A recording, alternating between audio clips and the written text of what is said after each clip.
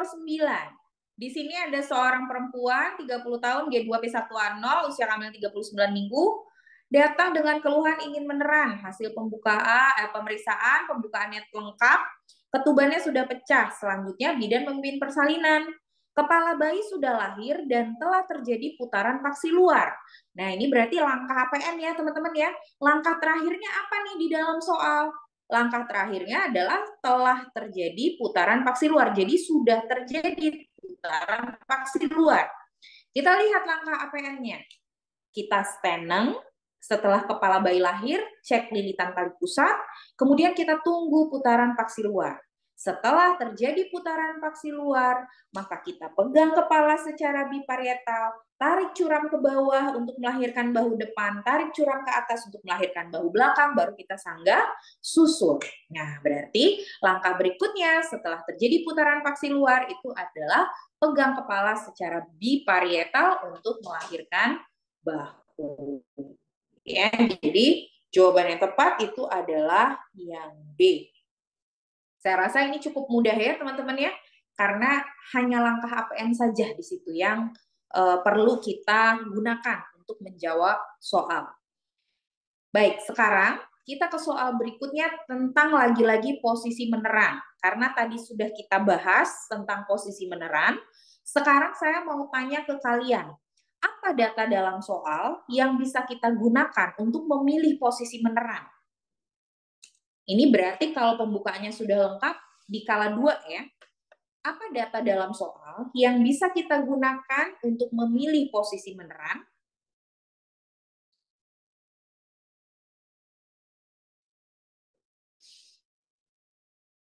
Kalau dia dikala 1, yang membantu kita menentukan posisi itu adalah ada tidaknya ketuban, utuh atau tidaknya ketuban. Kalau di kala 2, yang membantu kita menentukan posisi itu adalah kondisi ibu atau kondisi janin. Nah, karena ini dia di kala 2, berarti penentuan posisi tergantung pada kondisi ibu atau janin, bukan ketubannya. Ya, karena dia di kala 2. Nah, sekarang apa kondisi ibu atau janin yang bermasalah di sini sehingga dapat membantu kita untuk menentukan posisi persalinannya? Nah, benar. Karena di sini pembukaannya sudah lengkap, tapi kepalanya di Hodge 3. Seharusnya kalau pembukaannya sudah lengkap, kepala tuh udah masuk ke dasar panggul ya teman-teman ya. Kalau kita bicara dasar panggul, itu berarti harusnya kepala itu sudah masuk ke Hodge 4. Tapi di sini dia masih di Hodge 3. Nah, karena itu teman-teman, maka apa posisi persalinan yang bisa kita pilih jika kita sudah menyimpulkan di dalam soal ternyata yang menjadi masalah adalah kepalanya masih tinggi. Posisi apa yang bisa membantu untuk penurunan kepala menjadi lebih cepat?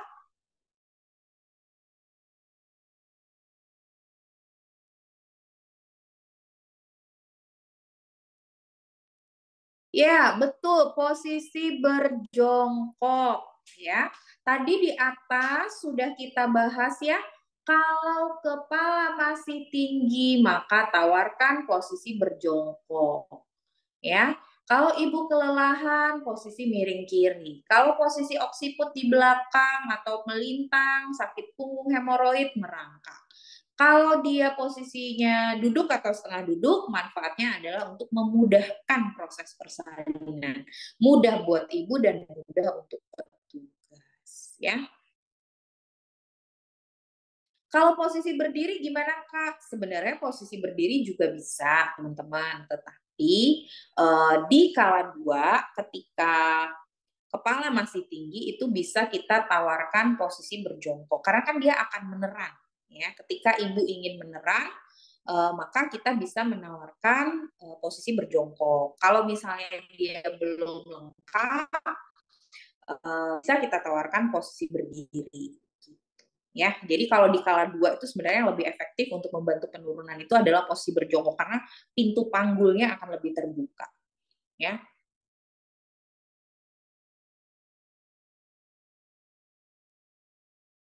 Kemudian kita ke soal nomor 11. Seorang perempuan berusia 27 tahun, hamil 38 minggu, infartu kala 2 di rumah sakit. Khawatir dengan kondisi janin, semua hasil pemeriksaannya dalam batas normal. Pembukaannya sudah lengkap dengan kepala sudah di Hodge 4. Terdapat jaringan parut di area vulva. Apakah asuhan yang tepat? Nah, kata kuncinya di sini ya. Ada jaringan parut, teman-teman, di area vulva. Apa itu jaringan parut? Jaringan parut itu adalah bekas luka. Ya, jadi jaringan parut itu adalah bekas luka. Bekas luka, teman-teman, ada orang yang kalau dia luka, lukanya itu akan membekas dan menonjol.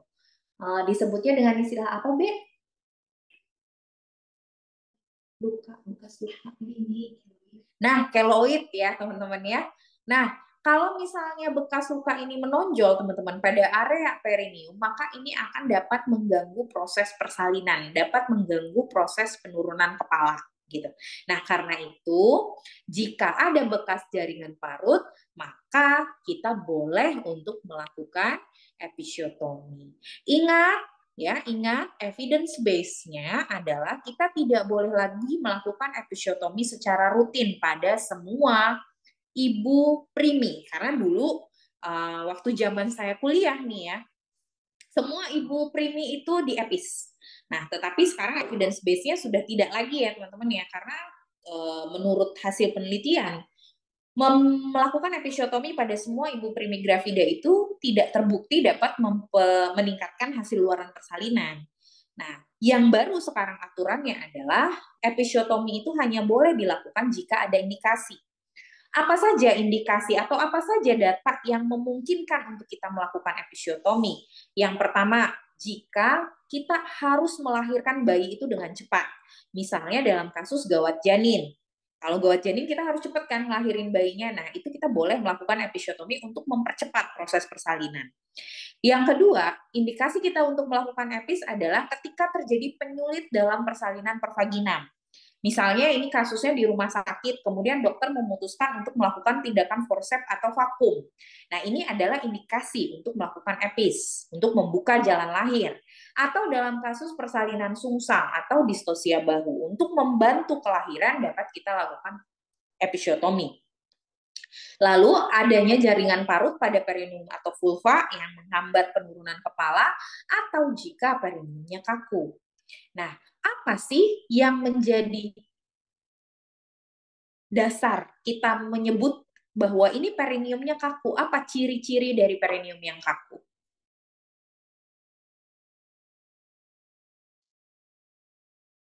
Apa ciri-ciri dari perineum yang kaku?